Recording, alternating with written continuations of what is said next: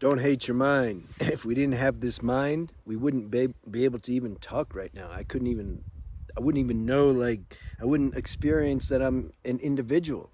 And I wouldn't get to see other individuals, and we wouldn't be able to relate and have relationships or do anything, you know? So some of these aesthetic teachers, I remember when I used to read these books in India, kill the mind, destroy the mind, you know? Now, I mean, depends the audience they're talking to, of course. Maybe those particular people needed to hear that. But for the most part, like, I'm just not aesthetic. There's aesthetic, there's a damn, oh, there it is. There's aesthetic and there's tantra. These are like the two poles, you can say, of spirituality. Aesthetic is very, very control. I'm going to subdue my desires and everything, and then I'm gonna attain samadhi. If I'm addicted to looking at girls or lust, I'm gonna look down at the ground all the time, and then that's gonna burn out at some point. That was never my experience, and I've never seen that even work. I've been in ashrams. The people that do that, they're very, a lot of anxiety, you know. And I've said in a half joking way, but I don't even think I'm joking, that they should go to a brothel or something and get that out of them, you know. Then maybe they can come back and relax. Tantra is more, you accept your desires, you accept your tendencies, ill or not, but you be conscious. You be conscious, and then through that consciousness, they'll transform. You might have to do them a bit, okay? Taste the negativity, taste the poison. How does that feel? Do I really want to do this? And then you'll transcend at some point because you're bringing the situation into your conscious awareness. This has always been my way, alchemist. All right. So the mind is necessary for this show to work. It's like part of the 3D equipment. You can say it all starts with ego, or I am, which is individuality, pure ego, not ego like I'm the best non-dual talker in the world. Ego in the sense of individuality, and then from there, it becomes steps down more into mind. Mind's even more individual, and then it has opinions and commentary about things and all that. But that's necessary for the that's part of the set dressing. That's the cosmic painter had to put the mind in there, you know. So the problem is, the reason people feel animosity and hate toward the mind is because of the consciousness, the I am presence has incarnated so deeply into the mind. And so then we believe that we're the mind, and then we find a spiritual practice and we want to try to transcend the mind with the mind.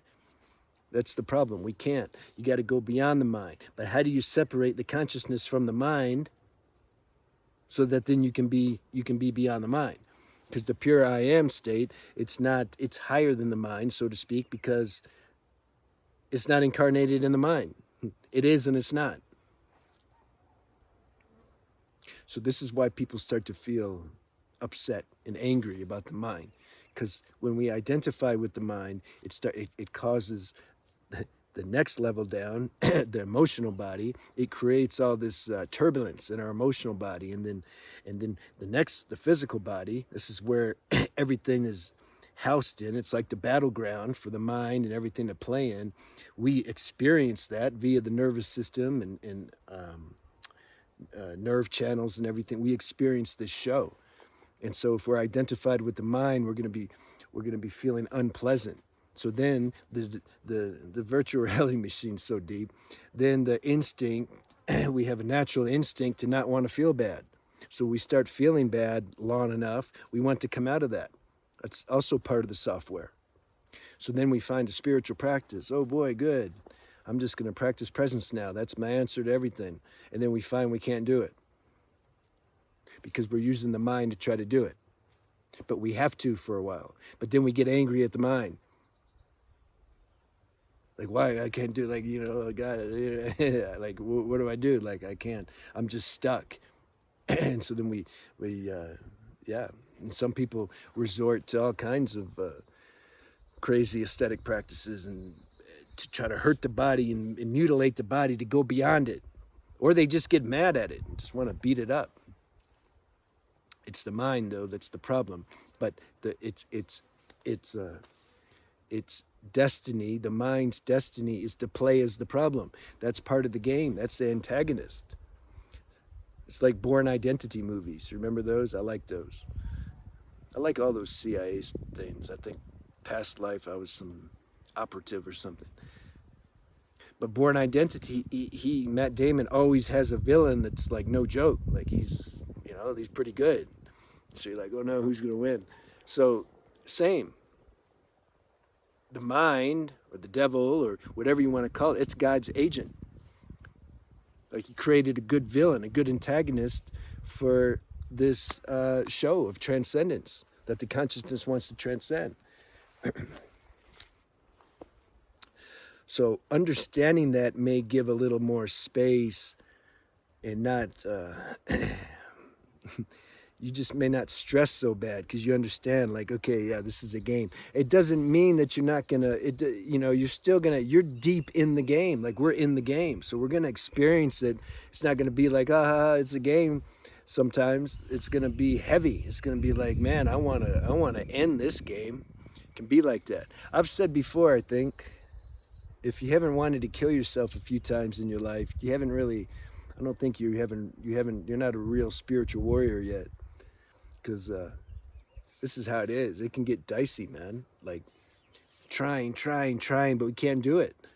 People ask me on my other channel, the Semen Retention channel, like, how do I stop looking at girls? I can't. I said, man, there's no answer to that. You just keep looking at them. Look at them until you're done looking at them. Give yourself understand what you're doing here. It's not like we're going to college and you just complete this course and then you get your certificate. It's not like that. This is an evolutionary thing that we've embarked on. This has its own process and grace is running it and all kinds of factors are in control of this. Not us as the mind. See, the mind thinks, I'm just going to practice presence. I'm done. I'm just going to overcome my mind. Okay, done. No, why can't I overcome it? This is harder than I thought. Yeah. We're not in control of this. We appear to be, like we're trying, we're playing a part somehow, the human mind-body construct, but there's a deeper law and intelligence that's running this show. And there's different levels of depth that we go through. We may feel like, oh, I got it, practicing presence. Man, I'm like really present right now. Whoa, like it's just like this. I don't want to move even because it just is so nice. Okay, I got it now. Maybe I should make a video and I can help people or something.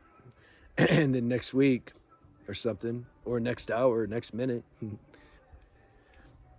the consciousness is like, okay, it's time to go a little deeper. There's some energies under there maybe that they haven't came up yet. Everything can't come up all at once. You just go crazy. So it's like we break off what we can handle. The consciousness, the higher intelligence determines that, though. It's not, we don't choose it. We don't know it. We don't know the different levels. We're not supposed to. We, as the mind, we don't know. It would mess the whole game up. That's why I say don't get complacent, man. Somebody that declares, yeah, I got it now. Yeah, I'm going to watch you. Somebody that's really coming to a deeper level of realization knows you can't ever really declare that. You don't know what's coming or what's happening because we don't know. We don't want to know. It messes the game up.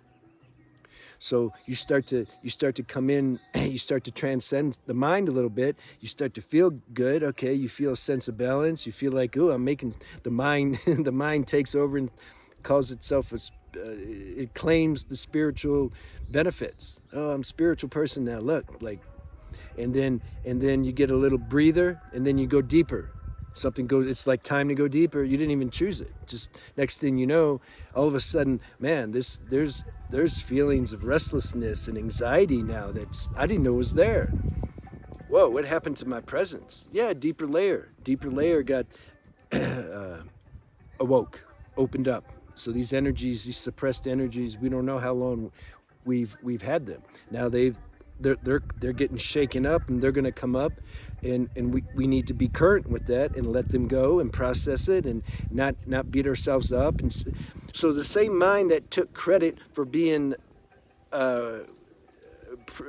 spiritual profession, what am I trying to say, proficient in spirituality just a minute ago, now it's going to say, man, I'm never going to get this. I'm failing. And then we get mad at the mind. Get mad. We say we get mad at ourselves, but it's our mind identity that we're getting mad at. So understand there's different levels and layers. This show's running itself. You don't need to worry about it. But it's duality. Sometimes you're not going to feel the same way 100% of the time. Even if one was to say, well, I feel peace all the time. Well, the intensity of the peace isn't the same all the time. Nothing is, not on this planet. So sometimes you're gonna feel like you've you're conquested something, spirituality, and then you may feel the opposite. Don't take either one serious. That's my point. Enjoy when you feel like you're in the height of your being and everything's flowing. Enjoy. Yeah, cool. Don't morbidly look and project into the future and be like, oh man, but the day's coming. Right now, just let it come when it comes. And then when it comes, don't let the mind say, I'm going to feel like this forever. People think they trust their feelings too much. Think I'm going to feel like whatever you're feeling now, the mind says, I'm going to feel like this forever. No. That's what happens in relationships. I do forever. Yeah. That's why I don't like contracts with people. I'm so like, what happened? I saw my friend in Florida. He got a new girl. Everything cool for a month or whatever. Yeah. And then the more time they spend together, I see, like, it's like, oh yeah, that's what it's like. The girl guy stuff, little subtle emotional blackmail things, and oversensitivity and expectations, all that stuff that wasn't there when you're just kicking it like this. That's why, like, I'm done. It was great at the time experiencing those things, but man, mind is deep into those things. But I'm satiated now. I mean, I couldn't get into a contract if it's just impossible, No feeling at all. I like talking to girls like I'm here and you're there. Okay, let's talk. I totally good with that. I don't need to live together and sign a contract and all that stuff. Those things, man, the highest relationship, really, the only one that works, is when it's truly a divine relationship. When one being has some high level of self-realization, the other being is drinking from that. When that's the primary purpose, that's it. If it's personal on any level, it's just not, I don't know, it's not for me. I like my space and freedom. So don't hate the mind, don't love the mind, just be indifferent to the mind. Like, let the mind be there. See it as no different than if you got that new VR game and you put that thing over your head. That's all the mind is. Like, the consciousness put this VR thing on it somehow. So let the mind do its thing. The mind's going to purify you. It's going to bring up everything in you that's not true. And then you can sit with that as best as you can. And then if you fail, it's all good. You get back up. That's all you do. All right. Have a good day.